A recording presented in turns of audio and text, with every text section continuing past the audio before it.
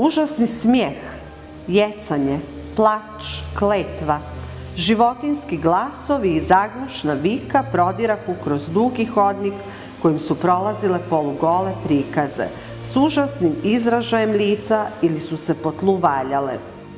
Kako je grozno bilo gledati ove bijedne žrtve. To je bio ženski dio ludnice doktora Morisa. U jednom kutu ovog mračnog i smrdljivog hodnika čučula je u dronjcima odjevena jedna žena.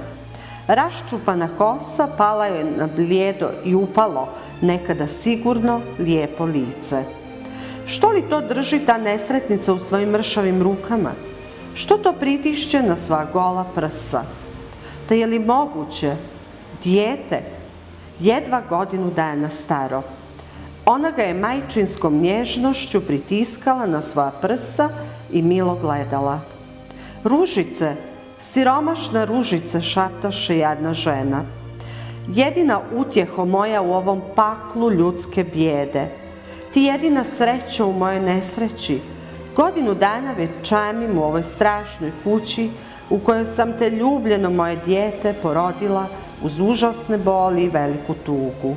Zbog tebe trpim glad, zbog tebe, jedino zbog tebe podnosim još uvijek ovaj grozni život, strašniji i od same smrti.